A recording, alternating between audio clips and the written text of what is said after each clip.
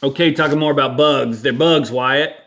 Last video I talked about ESG and how this is a program that corporations are promoting or pushing on the people that work for them and their customers.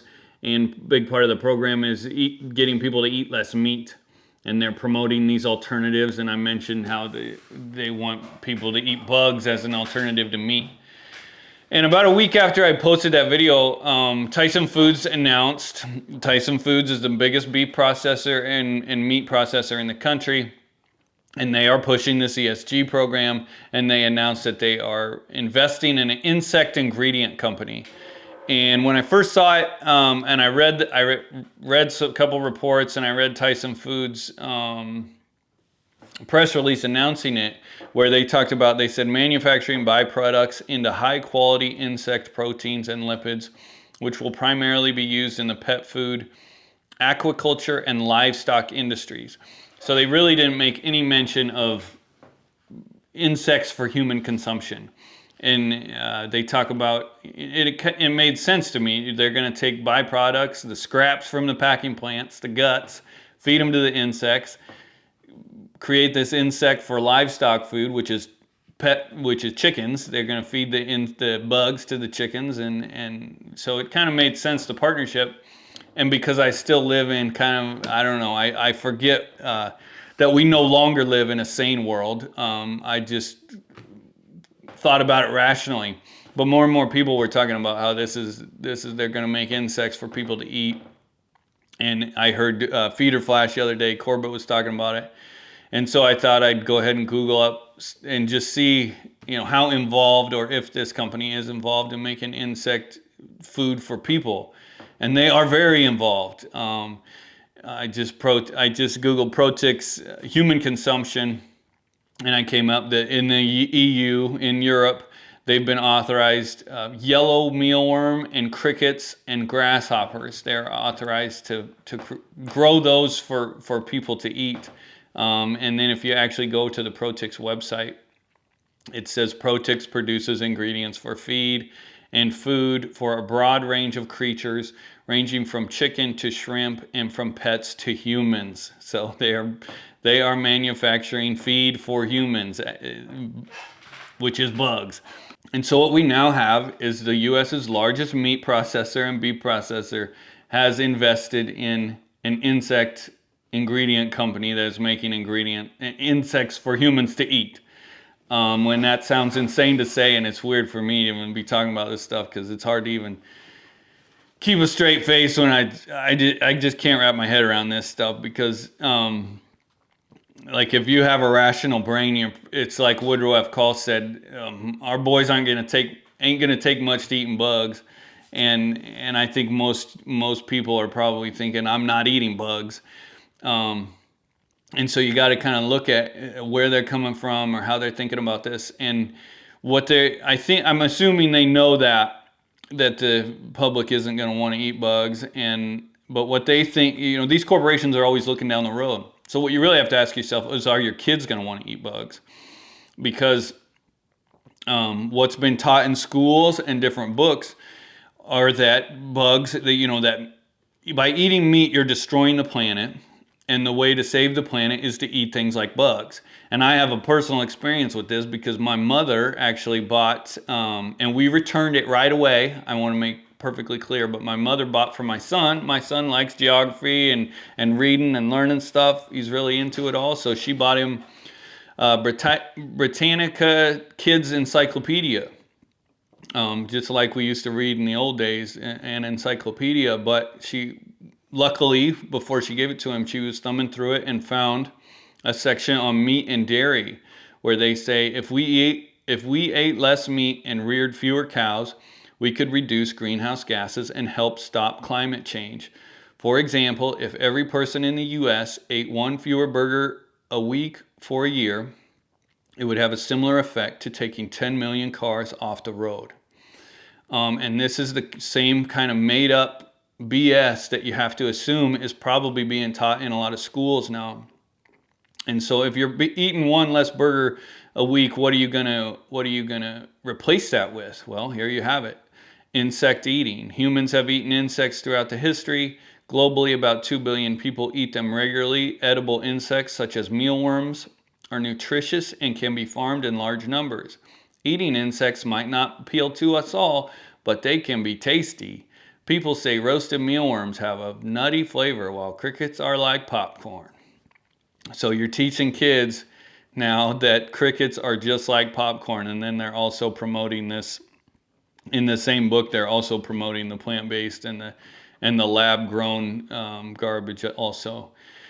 And so you got to assume if you look at New York City, they are really beating this into the kids' brains. They have meatless Mondays and they have vegan Fridays. They don't serve meat in the schools for at least 2 days a week. And so, when you live away from those places in rural communities, it's easy to just kind of forget and think that everybody's acting rationally about this kind of stuff. But, it's obvious that they aren't. That's Encyclopedia Britannica that they're pushing. They're pushing this idea, so you got to assume it's probably in a lot of other school books out there too. A lot of these kids are growing up, and this was a year ago, but this stuff has been taught for years now. And these kids who have grown up with this idea of eating animals bad, eating bugs good. And I think Tyson Foods is probably seeing that and realizing that there's a chance that this could be a real profitable.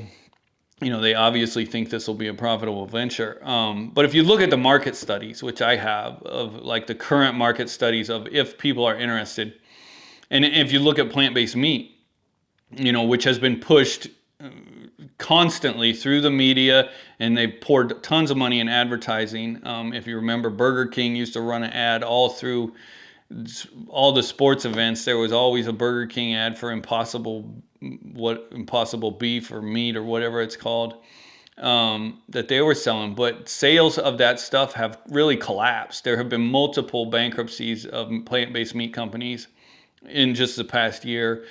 Beyond Meat, just constantly, their sales are constantly dropping and haven't.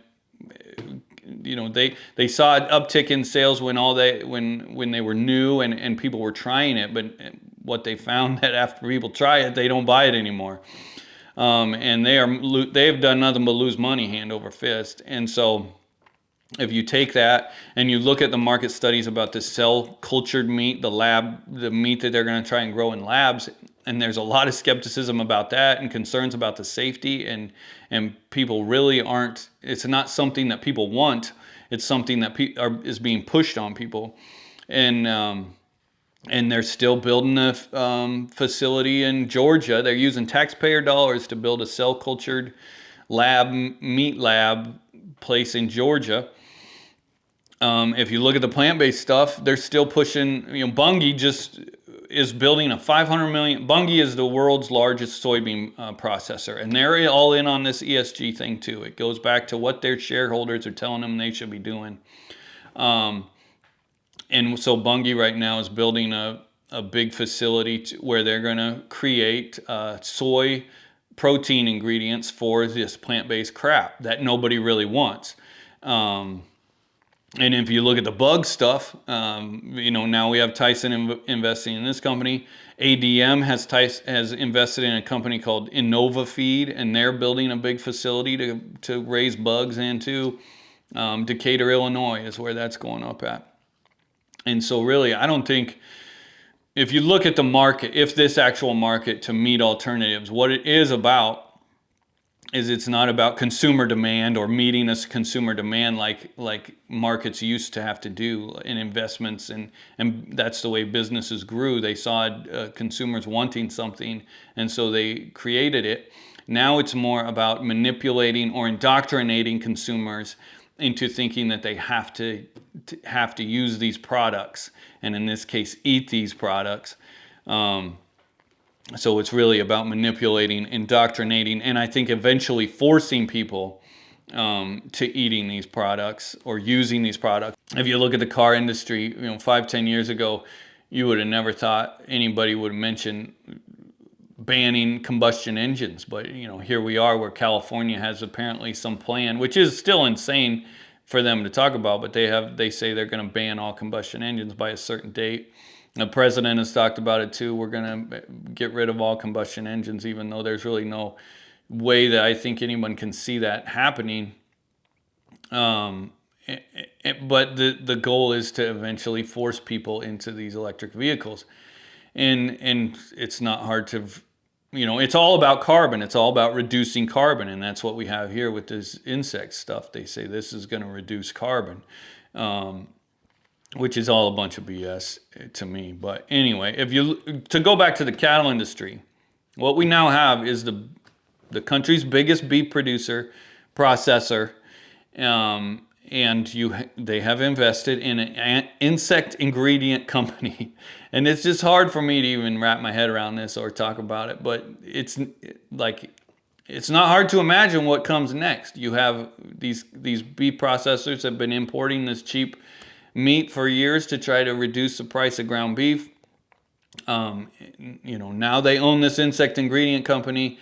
It's not hard to, you have to think that eventually there could be a time when they're dumping insects into the ground beef to try to cheapen it up, and to save money, and so they don't have to process as much beef.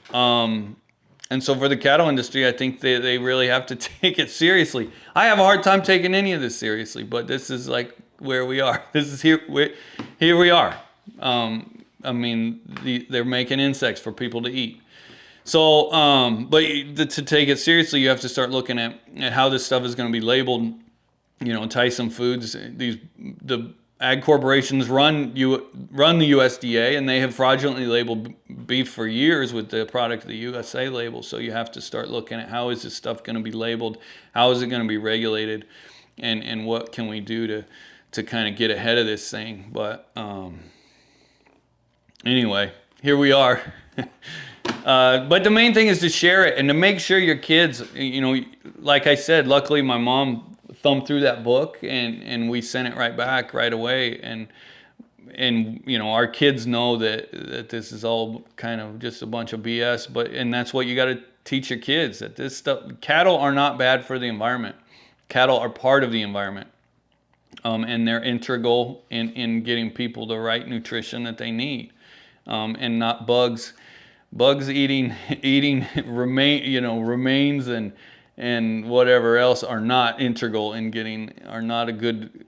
I can't imagine that's going to be healthy, but they don't, according USDA and FDA don't care about health anymore. They just care about doing what they're told by these corporations. So anyway, share the video, teach your kids what to eat, and subscribe, like, stay tuned, all that crap. Adios.